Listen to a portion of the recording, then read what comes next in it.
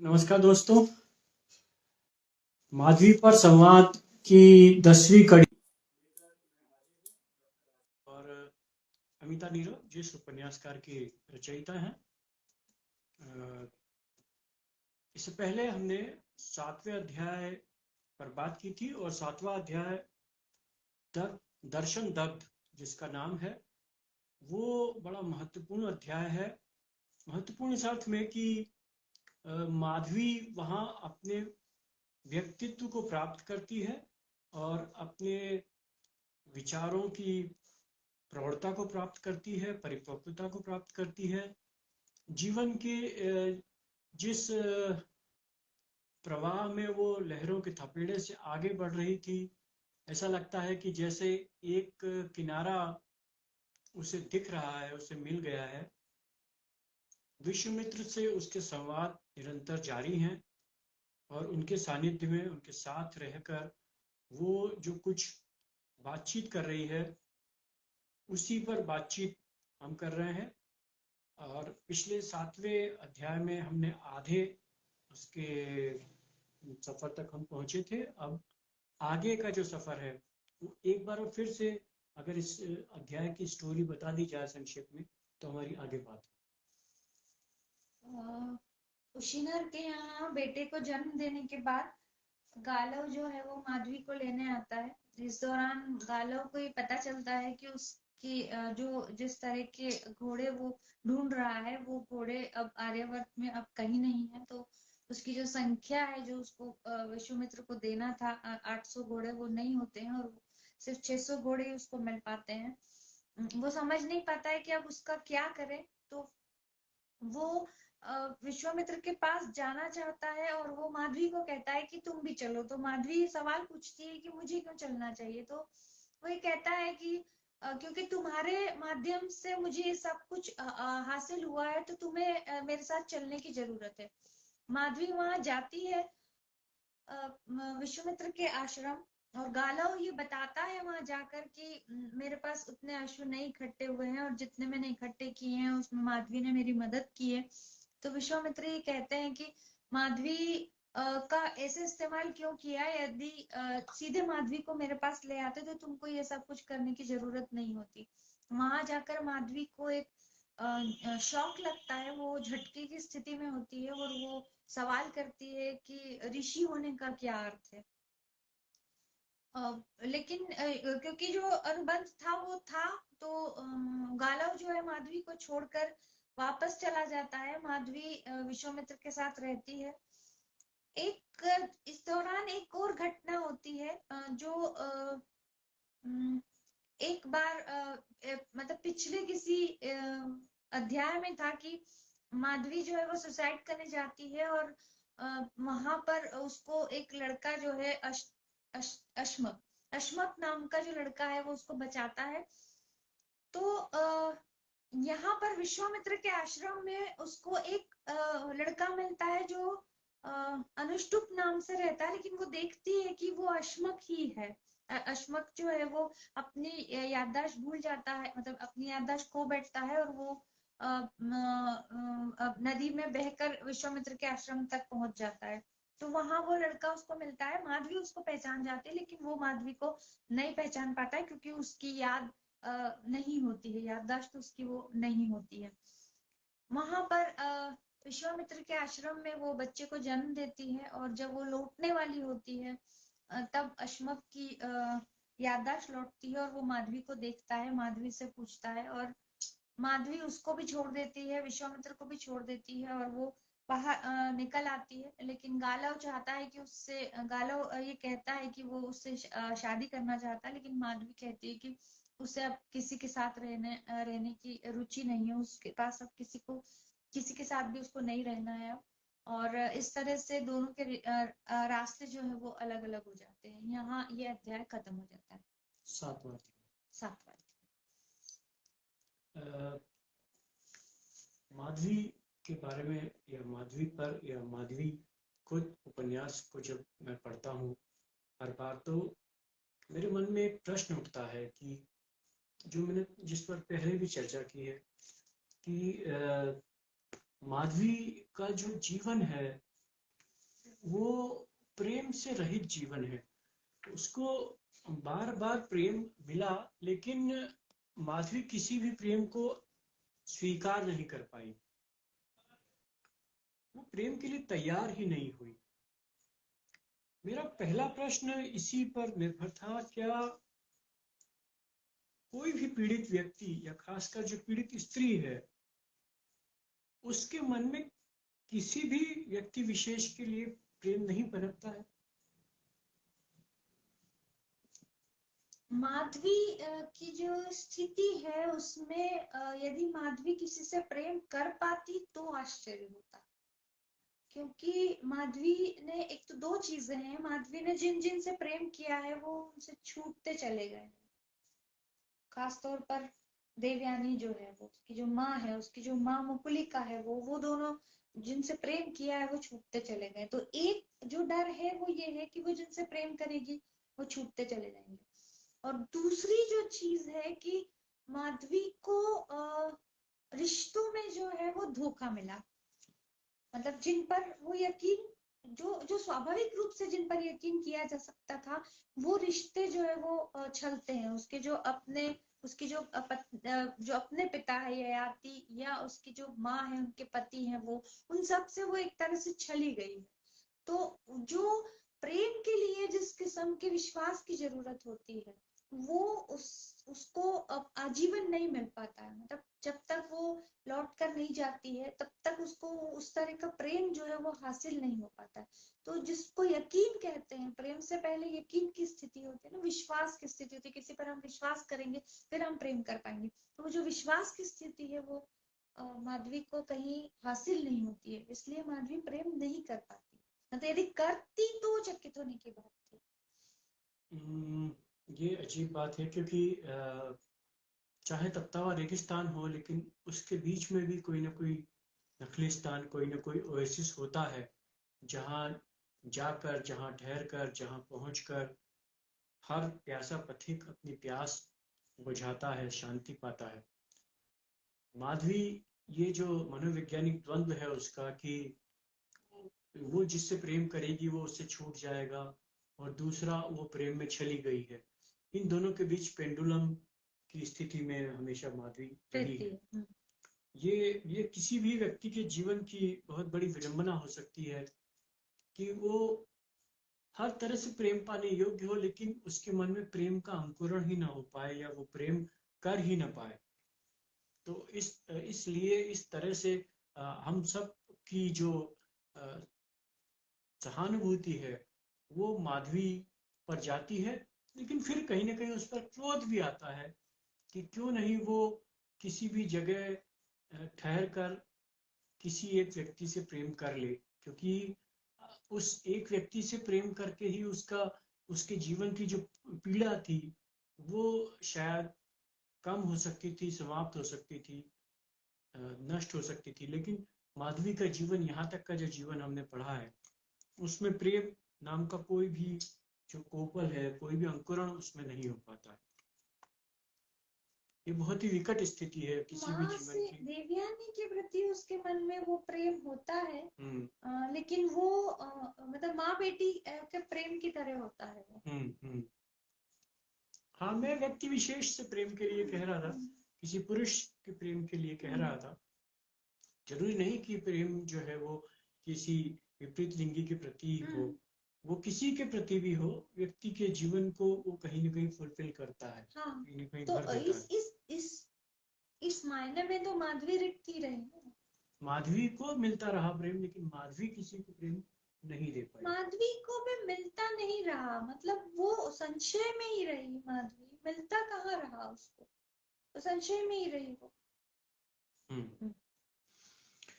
मेरा दूसरा जो प्रश्न है वो उस पर हम पहले भी चर्चा कर चुके हैं, लगातार हम अपने व्यक्तिगत जीवन में भी, तुम उस पर, तुम्हारा एक स्टैंड है, तुम्हारा ये कहना है कि कोई भी जो इंसान है वो इस प्रकृति में अजनबी है, वो विदेशी है, यहाँ उसकी जरूरत ही नहीं है।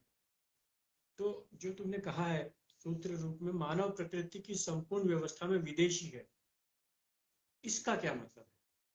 और इसी के साथ दूसरा जुड़ा हुआ प्रश्न ये भी है कि अगर वो विदेशी है तो वो क्या करके इस प्रकृति में रहवासी हो सकता है, या इसको अपने अनुकूल या अपने को इसके अनुकूल बना सकता है। दो प्रश्न है। पहला जो प्रश्न है वो ये है कि विदेशी इस दृष्टि से है मानव कि उसने धरती जो है उसको अपना घर नहीं माना।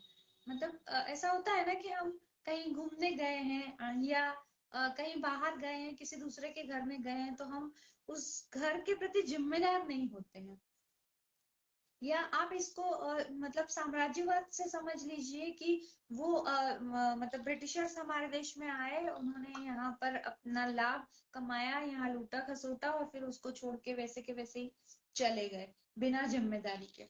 तो इंसान जो है वो धरती पर बिना जिम्मेदारी के रह रहा है, बावजूद इसके कि उसके लिए और कोई जगह नहीं है, लेकिन वो इस धरती से उस तरह से प्रेम नहीं कर पाया है जिस तरह से उसको इस धरती से प्रेम करना चाहिए।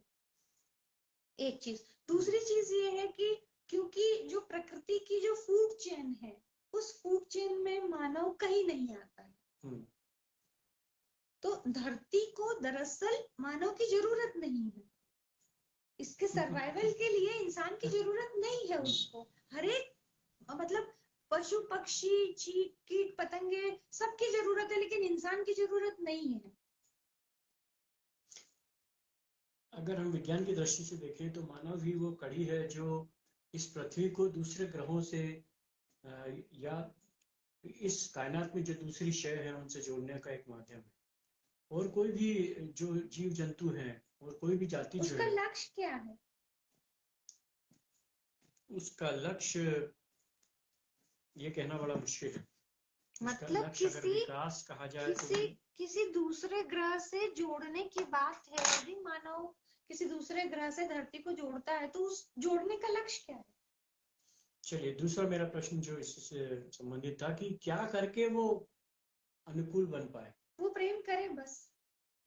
क्या प्रेम करने से ये धरती उसके लिए अजनबी नहीं रहेगी? बिल्कुल, आप जिस जगह से प्रेम करेंगे वो जगह आपकी अपनी होगी। पृथ्वी से प्रेम करेंगे। हाँ बिल्कुल। ये बड़ी अच्छी बात है, ये बड़ी महत्वपूर्ण बात है कि इंसान को इस जगह से प्रेम करना चाहिए। प्रेम सारे प्रश्नों का उत्तर दे देगा, वो उसको नष्ट नहीं करेगा और विकास के नाम पर जो लूट नहीं करेगा। ये अच्छी बात है, ये बहुत महत्वपूर्ण और रेखांकित करने वाली बात है कि प्रेम करके, इस पृथ्वी को प्रेम करके मानव इस पृथ्वी पे स्थायी रहवासी हो सकता है, उसको यहाँ का वीजा मिल सकता है, वो जो अजनबीपन है उसका वो समाप्त कर सकता है, स्थायी वीजा। तीसरा मेरा प्रश्न था, खास तौर से मैं इसको गाला और विश्वामित्र के संदर्भ में देख रहा हूँ कि गाला को जब ये मालूम पड़ता है कि विश्वामित्र भी माधवी को प्राप्त करना चाहते हैं और उसके बदले में वो अश्व माफ करने को तैयार है, तो उसको बड़ा झटका लगता है। जब वो राजाओं के पास लेकर जाता है तो वो इस मानसिक विखंडन का सामना वो नहीं करता है। लेकिन जब विश्वामित्र जो उसके गुरु हैं वो जब ये मांग करते हैं, और माधवी भी इसलिए सुन के बहुत झटका खाती है, तो माधवी तो खैर पहली बार उनसे मिली है और एक भव्य पुरुष को, भव्य ऋषि को उसने देखा है, बाहरी व्यक्तित्व देखा है, लेकिन विश्वामित्र तो उनके साथ पढ़ा है, मतलब विश्वामित्र को तो उन्होंने पढ़ाया है, उनके गुरु रहे हैं। तो विश्वामित्र का जो जो विखंडन है, जो उसको झटका लगता है, जो उसकी टूटन है, उस पर मेरा प्रश्न है कि हम अपने नायक को हमेशा उदात्त क्यों देखना चाहते हैं? मेरा तुमसे प्रश्न है कि नायकत्व क्या है? जो भी हमारे अंदर बसा है, हम जिसके जैसे होना चाहते हैं, या उसका व्यक्तित्व हमें प्रभावित करता है हमारे अपने आंतरिक व्यक्तित्व को संचालित करने के लिए, वो नायकत्व है मेरे हिसाब से। दरअसल नायकत्व जो है, जो मुझे महसूस होता है, वो एक सामाजिक जिम्मेदारी है, और इस लिहाज से आपको उदात्त होना पड़ेगा। मतलब यदि हम किसी को नायक बनाते हैं तो नायक हम क्यों बनाते हैं? सेलिब्रिटी होना और नायक होना दो अलग अलग चीज है। तो जब हम किसी को नायक बनाते हैं तो वो इसलिए बनाते हैं क्योंकि वो बहुत सारे लोगों की उम्मीद है, बहुत सारे लोगों के लिए प्रेरणा है, बहुत सारे लोगों के लिए नेता है, तो वो नायक हुआ। तो नायक यदि उदात्त नहीं होगा तो फिर कोई भी नायक हो सकता है। हाँ, मतलब फिर जैसे नायक होने का गुण क्या है? जैसे समाज में देखो, जो नायकत्व है वो बदलता जा रहा है। मतलब इन दिनों जो मतलब कायदे से मूल्यों की दृष्टि से खलनायक होना चाहिए, वो नायकों का उन्होंने रूप धारण कर लिया है। अभी मैं पिछले समय 2 सीरियल मैंने देखे, मनी हेस्ट और ओजार्क। उसमें दोनों में जो वो एक तरह से समाज के लिए खतरा है, दोनों लुटेरे हैं। दोनों, एक बैंक को लूटता है, बाद में वो सोना जो जहां पर रखा रहता है बैंक का, सरकार का, उसको लूटता है। दूसरा मनी लॉन्ड्रिंग करता है। लेकिन दोनों को जब हम लंबे समय तक देखते हैं तो दर्शक के रूप में हम आखिर में ये चाहने लगते हैं कि इनकी हार ना हो। तो ये जो मेरा प्रश्न है ये इसी से संबंधित है कि इन दिनों जब खलनायक जो है वो अपने पैसे, प्रभाव, सामाजिक प्रभुत्व, राजनीति के दम पर नायक का रूप लिए चले जा रहे हैं, तो क्या ऐसा होना चाहिए जिससे नायकत्व जो है वो पुनः प्रतिष्ठित हो, पुनः परिभाषित हो? दरअसल बहुत सारी चीजें हैं इसमें। सबसे पहली चीज तो ये है कि हम अ, अ, मनोरंजन पसंद लोगों में कन्वर्ट होते जा रहे हैं। खासकर वो लोग जिनकी जिंदगियों में कोई असल संघर्ष नहीं है। जिन लोगों की जिंदगियों में कोई असल संघर्ष नहीं है, वो मनोरंजन पसंद लोग जो हैं, वो उनके लिए इस तरह का जो मनोरंजन है वो रचा जाता है। मतलब मैं जब ये ओटीटी पर जो जिस तरह की सीरीज और वो आती है और मैं देखना शुरू करती हूँ, और थोड़े वक्त के बाद ही मुझे लगता है कि ये जो चीज है ये क्यों देखी जा रही है और इसको बनाया क्यों जा रहा है, मतलब इसकी जरूरत क्या है बनाने की और इससे किसका मनोरंजन हो रहा है।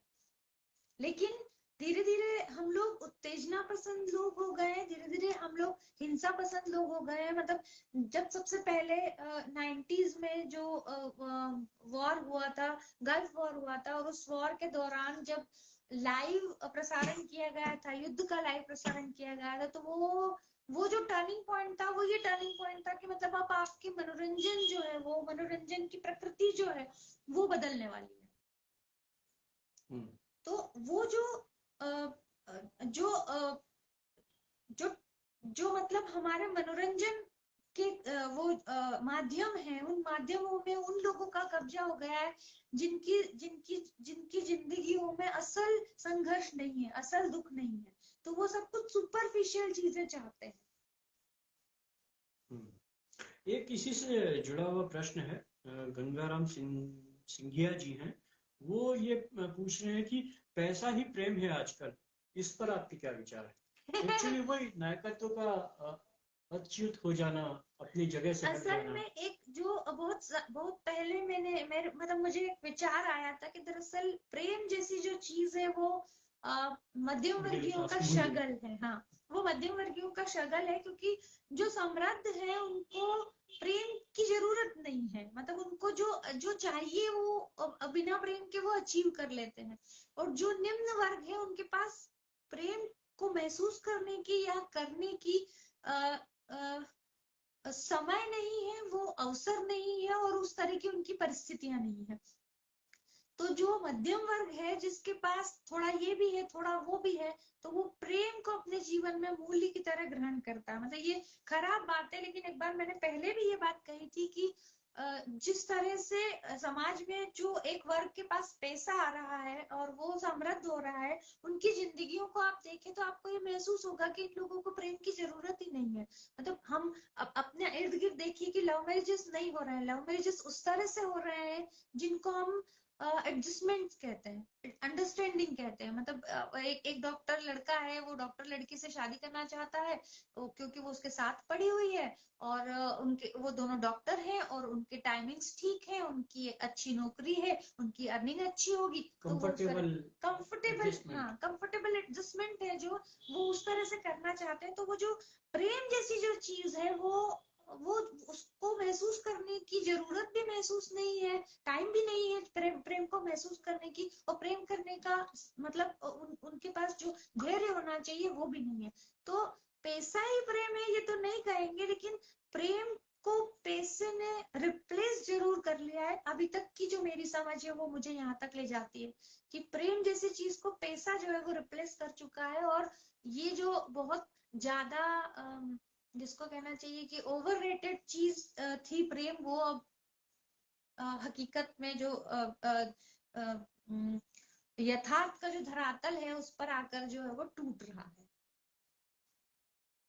मतलब माधवी की कथा अगर इस समय की होती तो वो किसी न किसी राजा या विश्वामित्र से प्रेम कर बैठती, क्योंकि सभी के पास पैसा था, सभी के पास समृद्धि थी, सभी के पास प्रभाव था। खैर हमारा जो समाज है वो बहुत ज्यादा कहना चाहिए कि मूल्यों के ह्रास वाला समाज है, और कहना चाहिए एक तरह से विकृति की तरफ आया हुआ समाज है। इसलिए हम लोग निष्ठुरता में और युद्ध में, आतंक में अपना मनोरंजन ढूंढने लगे हैं, और उड़ती हुई तितली या खिलता हुआ फूल या बरसता हुआ पानी, ये हमको अब वैसा पागल नहीं करता, आह्लादित नहीं करता, जुनून में नहीं एक करता। और चीज है इसमें कि हमने सब चीजों को देख लिया, सब चीजों का मजा ले लिया, तो अब हमको वो चीज, मतलब वो जो ऑस्कर वाइल्ड कहते हैं ना, हर कला अपने शीर्ष पर जाकर अश्लील हो जाती है, वो जो चीज है वो यहाँ भी, मतलब मुझे ये महसूस होता है कि आर्ट जो है वो जो चीज है वो भी सिचुएशन की स्थिति में है। मतलब आप देखिए कि कपड़े जिस तरह से फैशन डिजाइनिंग होती है, जिस तरह के कपड़े होते हैं, आप उन कपड़ों को देखिए तो आपको लगेगा कि ये कपड़े, इनको किस एंगल से ये एस्थेटिक सेंस, मतलब एस्थेटिक को आप उसको सुंदर कह सकते हैं, वो पहनकर कोई कैसा लगेगा, या जिस तरह का मेकअप किया जा रहा है उसको देखकर आपको लगता है कि ये क्या चीज है, मतलब ये इसको क्या मेकअप कहा जाएगा, या जिस तरह का म्यूजिक है, जिस तरह के लिरिक्स आ रहे हैं, आप लिरिक्स सुनिए तो आपको लगेगा कि ये लिरिक्स मतलब उसमें क्या सौंदर्य है। विद्रोह की तरह इसे धारण किया जा रहा है कि सारी परंपरागत चीजें जो भी थी उसको छोड़ के और कुछ नया, मगर नए में कोई अर्थ तो हो। और कला का जो लक्ष्य है, आपका जो परिष्कार करना है, जो आपकी संवेदनाओं को छूना है, यदि वो लक्ष्य पूरा नहीं होता है तो उस कला का मतलब क्या है। अगली चीज, अगला प्रश्न जो मेरा है वो भी इसी से जुड़ा हुआ है कि प्रेम जो है वो संक्रामक नहीं है, लेकिन निष्ठुरता जो है वो संक्रामक है। ये एक तुम्हारा सूत्र भी है कि निष्ठुरता संक्रामक होती है। तुमको याद आ रहा तो मुझे दो, मैं किसी संदर्भ में ये कहा गया है कि निष्ठुरता जो है वो, जो माधवी है वो ये कह रही है कि निष्ठुरता संक्रामक होती है। प्रेम जो है वो संक्रामक भले हो ना हो, लेकिन निष्ठुरता से निष्ठुरता बढ़ती जाती है। उसको निष्ठुरता मिली, इसलिए उसने भी दूसरे को निष्ठुरता देना शुरू किया। रिएक्शन ही है ना, वो एक तरह से रिएक्शन। माधवी इतनी निष्ठुर हो सकती है, अचरज है। निष्ठुरता संक्रामक होती है, माधवी ने जाना नहीं था गालव, आज जान लिया। गालव की निष्ठुरता का बीज माधवी के मन में अंकुरित हो गया। इस पे क्या कहना चाहोगी? तो प्रेम क्यों नहीं संक्रामक होता? प्रेम भी संक्रामक है, प्रेम भी संक्रामक है। मतलब आपके इर्द गिर्द रहने वाले लोग यदि आपको प्रेम करते हैं तो फिर उशीनर से या उसके पहले जो राजा थे दिवोदास नहीं, उशीनर ने प्रेम नहीं किया। दिवोदास ने तो प्रेम किया है। दिवोदास ने प्रेम किया, लेकिन दिवोदास पर उस तरह से माधवी रिलाय नहीं कर पाई, क्योंकि उसने गालव देखा, उसने ययाति देखा, उसने हर्यश्व देखा, तो वो रिलाय नहीं कर पाई। राजर्षि जो है विश्वामित्र, वो भी माधवी के प्रेम में है। वो कहते हैं कि अगर तुम चाहो तो मैं तुम्हें अपनी जीवन संगिनी बनाने को तैयार हूँ। तब तक माधवी मतलब रिक्त हो जाना जिसको कहते हैं वो हो चुकी थी। मतलब वो यकीन नहीं कर पाई थी, वो किसी पर भी यकीन नहीं कर पाई, वो प्रेम नहीं कर पाई।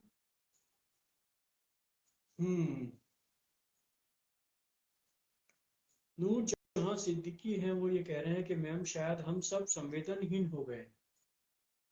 क्या ऐसा है कि हम सब संवेदनहीन हो गए हैं? ऐसा तो नहीं मानता हूँ, क्योंकि लेकिन फिर भी एक चीज है कि यदि हमको सब चीजें हासिल है तो जो हम मतलब अपनी मुझे बार बार लगता है इस कि प्रेम या संवेदना के लिए अपने आप को बलि देना नहीं चाहते। मतलब उस एक्सटेंट तक हम हमारे जाने हाँ की जो स्वार्थ जो है, मानसिकता हाँ है वो स्वार्थ समाप्त हो जो, चुकी हाँ स्वार्थ जो है वो ज्यादा मतलब हावी हो गया है। और मुझे बार बार ये बात लगती है कि जब आप आपके पास मतलब आप समृद्ध होते हैं तो आप सेल्फ सेंटर्ड होते चले जाते हैं। मतलब समृद्धि जो है वो आपको स्वार्थी बनाती चली जाती है, वो आपको असुरक्षित बनाती चली जाती है, और आप सुरक्षा के लिए आप असुरक्षित सारे बनाती चली समझौता, जाती है या सुरक्षित बनाती चली जाती है, और आप उस सुरक्षा को छोड़ना नहीं हाँ चाहते। सुरक्षा का जो कंफर्ट है वो आप उसको छोड़ना नहीं चाहते हैं, तो वो आप जो है वो उन तमाम तरह के समझौते करने लगते हैं, और आप जो संघर्ष करना है, जो प्रेम करने के लिए संघर्ष करना है, वो आप भूल जाते हैं।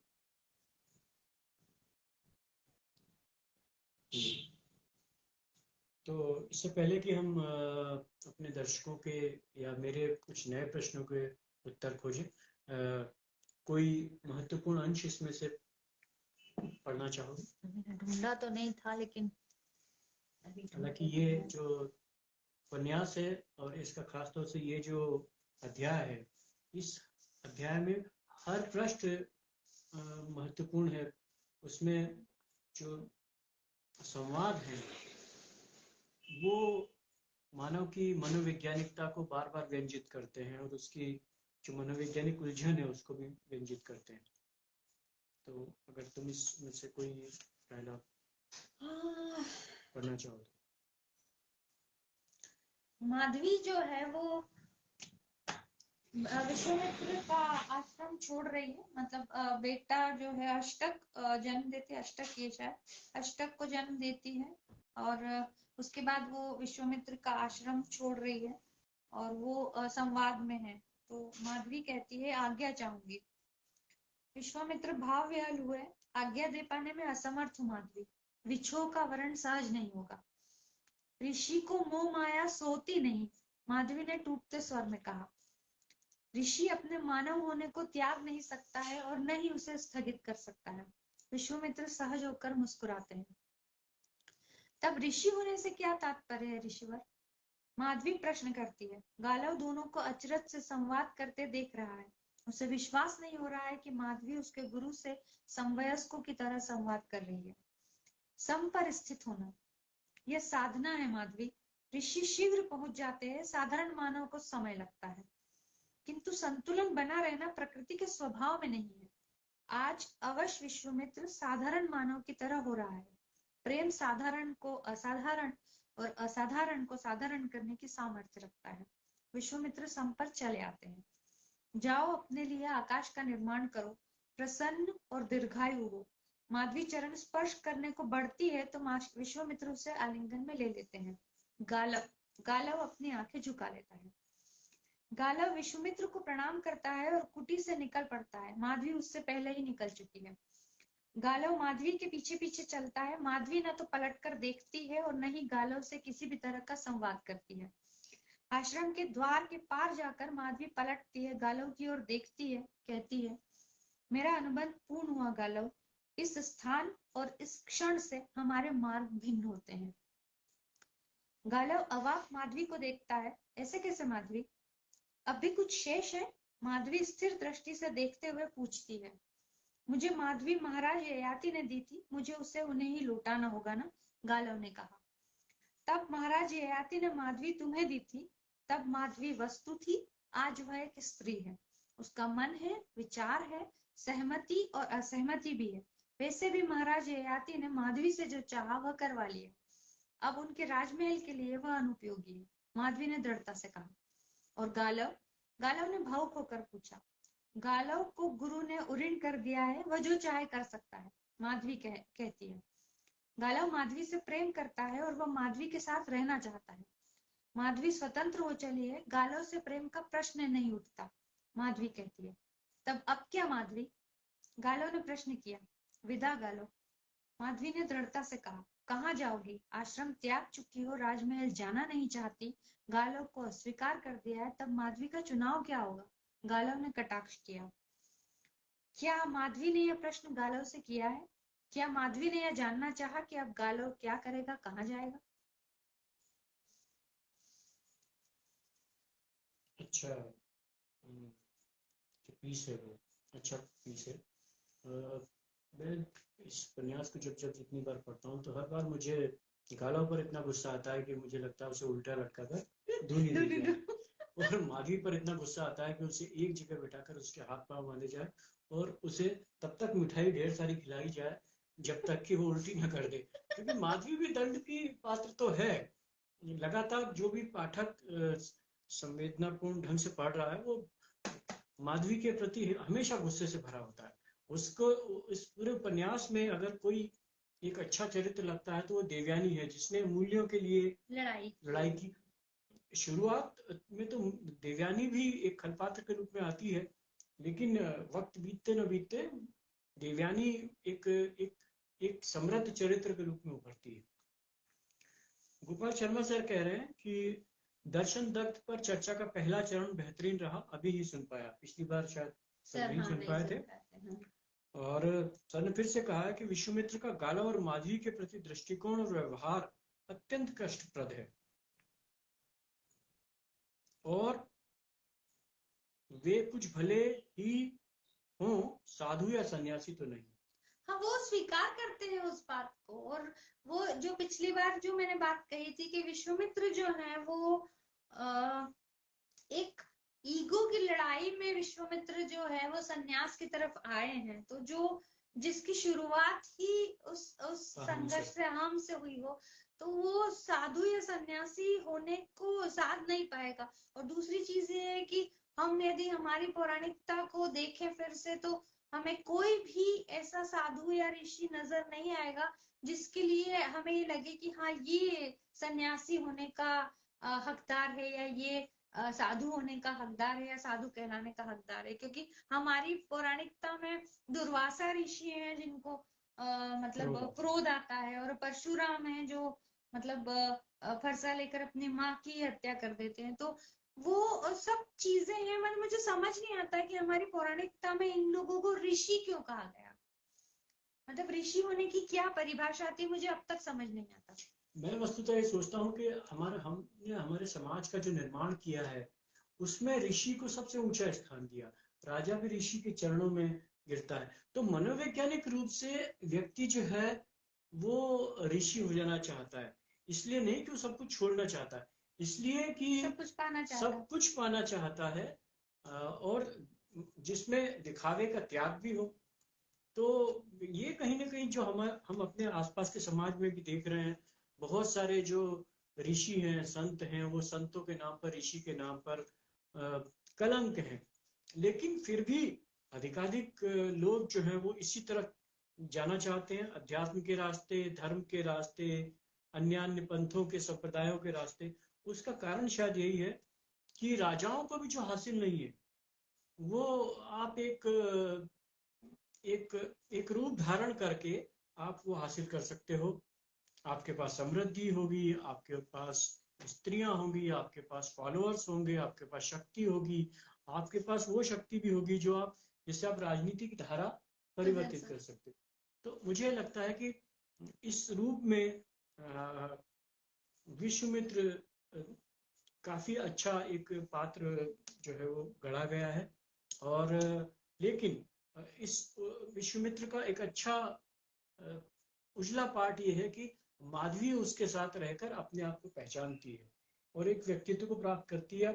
बुराई में से अगर अच्छाई को ढूंढना हो तो एक और अच्छी बात जो अभी मुझे महसूस हुई कि वो जो भी है विश्वामित्र, वो ईमानदार है। हाँ, वो ईमानदार है, वो अपने बारे में स्पष्ट तौर पर बताते हैं। वो मानवीय मनोविज्ञान के बारे में भी उतनी खुले ढंग से बात करते हैं। वो कहते हैं कि सिद्धि की प्राप्ति जो है वो जन कल्याण के लिए नहीं है, सिद्धि की प्राप्ति किसी न किसी तरह से कुछ पाने के लिए है। मतलब जो भी तपस्या करता है या सिद्धि पाने की तपस्या करता है, वो वरदान पाना चाहता है और वो वरदान जो है वो शक्ति का वरदान है या किसी न किसी तरह से व्यक्तिगत स्वार्थ है या व्यक्तिगत उपलब्धि की ख्वाहिश है, तो कोई जन कल्याण के लिए सिद्धि की चाह नहीं करता है, सिद्धि की तपस्या नहीं करता है। ये बात विश्वामित्र जो है वो बहुत ईमानदारी से स्वीकार करते हैं। तो इस दृष्टि से विश्वामित्र जो है वो एक तरह से पारदर्शी किरदार की तरह इसमें उभरते हैं, ट्रांसपेरेंट होते हैं वो और तरल भी होते हैं।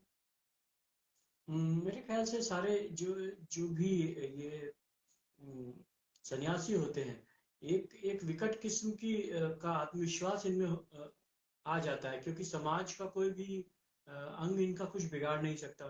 तुम्हें ध्यान हो पिछले सिंहस्थ में, या शायद उससे पिछले सिंहस्थ की बात, एक मैंने चिलम खरीदी थी और हम चिलम को लेकर गली से आ रहे थे और उसको पीने का अभिनय करते हुए मैं फोटो खिंचवा रहा था। तो एक साधु ने, ये साधु नागा साधु था, हाँ, तो उसने देखकर मुझे डपटा था कि चिलम पीना अच्छी बात नहीं है। तो मैंने उससे प्रति प्रश्न जब ये किया था कि आप हमको कह रहे हैं और आप खुद जो है वो इसी तरह का नशा करते हैं, बल्कि आपको देखकर ही चिलम के प्रति एक आकर्षण हमारे मन में जागा और हमने उससे खरीद लिया और अभिनय कर रहे हैं उसे पीने का। तो उन्होंने कहा कि मैंने उनसे कहा था कि आपको छिप कर पीना चाहिए, तो बोले, उन्होंने कहा था हम क्यों छिप कर पिए, हम तो जो भी करते हैं वो सब सरेआम करते हैं। तो ये जो एक निष्ठुर किस्म का एक आत्मविश्वास है, वो लगभग साधुओं को परंपरा से ही मिला होता है कि वो जो कुछ करते हैं वो तो श्रेष्ठ है, या उनके ऊपर कोई उंगली नहीं उठाई जा सकती, लेकिन वो हर एक को टोकने का रोकने का अधिकार रखते हैं। पर हमारी परंपरा में जो है ना कि वो कृष्ण है, वो लीला करते हैं।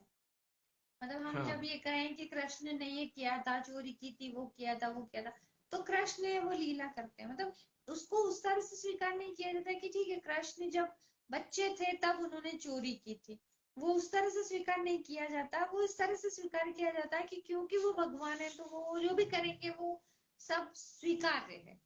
तो वो ये चीज कहीं ना कहीं उस तरह से भी आती है कि यदि बड़े हैं या जो जिनका हम सम्मान करते हैं परंपरा से, तो वो जो भी करते हैं वो सब स्वीकार्य है। महिमा श्री शुक्ला मैडम कह रही हैं कि एक स्टेज ऐसी भी आती है जो इंसान अलगाव में चला जाता है, जब इंसान अलगाव में चला जाता है। हाँ आती है उस तरह की स्टेज, लेकिन बहुत स्थायी नहीं रह पाती है वो। इसका क्या मतलब? मतलब क्योंकि हम जिस परिवेश में रहते हैं वहां पर वो मतलब अलगाव, पहला तो सवाल ये है कि अलगाव किससे, अपने आप से, अपने परिवेश से, अपने काम से। थ्योरी ऑफ एलियनेशन, वो एक अलग तरह की थ्योरी है, थ्योरी ऑफ एलिनेशन एकदम अलग तरह की थ्योरी है। वो थोड़ी सी इकोनॉमिक एस्पेक्ट है उसका, साइकोलॉजिकल एस्पेक्ट है उसका, और वो व्यवस्था से उपजी है। लेकिन यदि हम अलगाव की बात करें, खुद से अलगाव की बात करें या परिवेश से अलगाव की बात करें, तो वो अस्थायी स्थिति है। थोड़े वक्त के बाद हम वापस उस सब में रमने लगते हैं क्योंकि हमारे पास जीवन में और कोई विकल्प बचता नहीं है। महिमा मैडम का एक स्टेटमेंट है, हालांकि वो प्रश्न ही है कि माधवी प्रेम रहित है, या ये संभावना है कि उसके जीवन में कभी प्रेम आए, एक उपन्यासकार की दृष्टि से और एक अगला भाग लिखने वाले उपन्यासकार की दृष्टि से। हालांकि अभी उसका कोई अभी प्लान उसकी नहीं कोई है। प्लान नहीं है और उस पर अभी सोचा भी नहीं है। वो माधवी जो है वो मेरे भीतर से गुजर गई है। लेकिन हमारे सबके अंदर वो गुजर रही है, और ये रह गुजर जो है वो लंबी हो, ऐसे हम सबकी इच्छा है। और ये उपन्यास इतना विशाल होते हुए भी इतना रोचक रहा है कि ऐसा लगता है, और चूंकि हम वेब सीरीज के दौर में हैं कि टू बी कंटिन्यूड जो पार्ट है, कहानी अगर छूट गई है किसी की कहीं, तो वो कहानी जो है वो पूरी हो, ये हर एक व्यक्ति के मन में रहता है। कहानी वो पूरी होना चाहिए, भले फिर वो उसका अंत सुखांत हो या दुखांत हो या प्रसादांत हो, कोई ना कोई जो लॉजिकल एंड है उसका, कंक्लूजन है उसका, वो होना चाहिए। तो हम सब की ये अपेक्षा है और ख्वाहिश है, इच्छा है कि इसका अगला पार्ट जब आए तो निश्चित रूप से माधवी जो है वो हमको फिर अपने हमको फिर से माधवी मिले। वो किस तरह की होगी ये तो हमको नहीं पता, लेकिन वो हमको मिले। अब जब अभी जो चीज माधवी ने लिखवाई है वो यदि फिर से लौट कर आएगी और फिर से मुझे मजबूर करेगी तो लिखेंगे। अभी तो गोपाल शर्मा सर कह रहे हैं कि तुम्हारे भीतर से गुजर कर कईयों के भीतर दौड़ रही है। बिल्कुल सर, मैं भी यही मान के चल रहा हूँ कि वो उपन्यासकार या रचनाकार जब अपनी रचना को लिख लेता है तो वो तो उससे मुक्त हो जाता है, लेकिन वो दूसरों को एक दिशा दे देता है हमेशा के लिए। तो उम्मीद करते हैं कि ये जो माधवी है ये फिर से तुम्हारे ऊपर कृपा करे और अगला जो अपना भाग है वो कभी न कभी लिखवाए। हालांकि अभी ये उपन्यास जो है वो उसका 7वां अध्याय हमने इस पर चर्चा की है। इसका 8वां अध्याय इसका कंक्लूजन, मतलब जिसको 0 अंक अध्याय कहा जाएगा, 0 अंक अध्याय नाम दिया गया है, उस पर हम चर्चा करेंगे अगले शुक्रवार को। हाँ, तो मैं समझता हूँ कि कोई और प्रश्न इसमें मुझे अभी दिखलाई नहीं दे रहा है, इसलिए अगर तुम कुछ अपनी बात कहना चाहो तो कहो, उसके बाद हम इस चीज का यहीं पर समाप्ति करते हैं। ठीक है, हो गया। जो भी जवाब थे वो सब दे दिए गए। ठीक। मैं देख लेता हूँ कि किसी का प्रश्न न रह गया हो।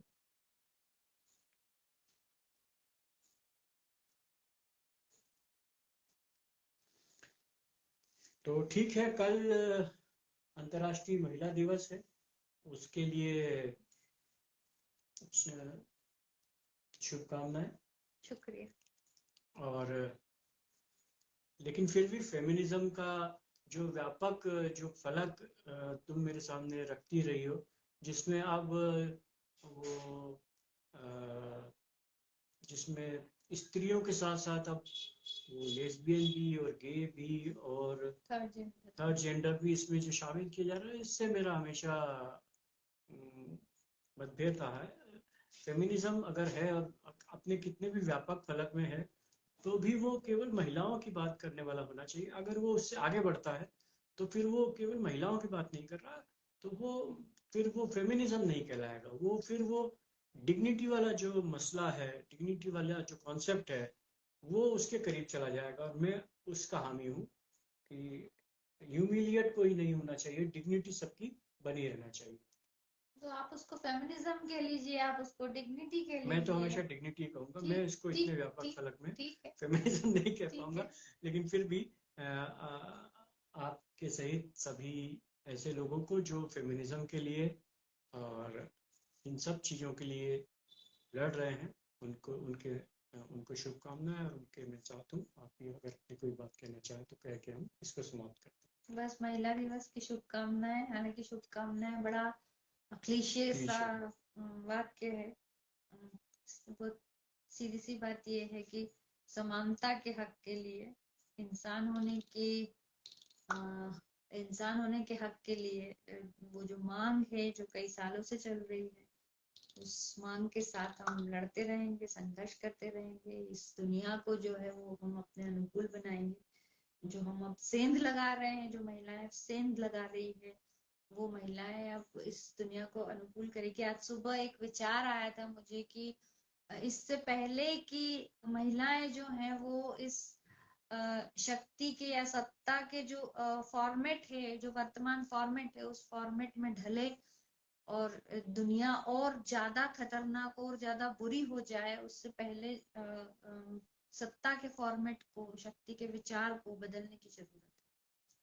सर्वेश यादव पूछ रहे हैं कि फेमिनिज्म क्या है? हाँ भाई, फेमिनिज्म ये है कि महिलाओं को भी पावर शेयरिंग चाहिए, महिलाओं को हर स्तर पर समानता चाहिए, महिलाओं को इंसान की तरह कंसीडर किए जाने की जरूरत है, वो उनकी मांग है, वो चाहिए उनको। ये फेमिनिज्म है मोटे तौर पर। महिला जो स्त्री समानता है वो उसकी मांग जो है वो फेमिनिज्म। तो ये कहाँ, परिवार में, समाज में, राजनीति में, दुनिया में? Personal is political. इसका क्या मतलब? Personal is political means what? Personal is political का मतलब ये है कि कोई संस्था ऐसी नहीं है जो पॉलिटिक्स से प्रेरित नहीं है, जहां स्त्री का शोषण नहीं हो रहा है। जितनी भी पारंपरिक संस्थाएं हैं, जो सेकेंड वेव ऑफ फेमिनिज्म है, वो ये कहती है कि परिवार में सबसे ज्यादा महिलाओं का शोषण होता है। तो जब ये कहा जाता था, जो लिबरलिज्म जो ये कहता था कि नहीं गवर्नमेंट अलग है और फैमिलीज अलग है, सोसाइटी अलग है, तो उसके खिलाफ सेकंड वेव ऑफ फेमिनिज्म ये कहती है कि नहीं, जो परिवार जो है, परिवार भी शोषण के अड्डे हैं और उन पर भी नजर रखने की जरूरत है, और वो भी वो पॉलिटिकल चीजें हैं। तो वहां भी मतलब वहां के लिए भी आपको कानून बनाने की जरूरत है, उस संस्था को भी रेगुलेट करने की जरूरत है। तो कोई इंस्टीट्यूशन ऐसा नहीं है जहां महिलाओं को समान अधिकार मिले हुए हैं। हर इंस्टीट्यूशन में महिलाएं जो वो सेकंड दर्जे पर है। तो वो जो लड़ाई है वो फेमिनिज्म की लड़ाई है। फेमिनिज्म की लड़ाई ये नहीं है कि वो डिस्काउंट मिल रहा है कपड़ों पर और वो महिलाओं को इकट्ठा कर लिया है और उस पर पार्टी दे दी है, वहाँ डांस हो रहा है, वहाँ गाने हो रहे हैं और प्रोग्राम हो रहा है और खाना पीना हो रहा है और खेल हो रहा है, और उसके बाद सब अपने अपने घर चले जाइए, डिसॉल्व कर दीजिए।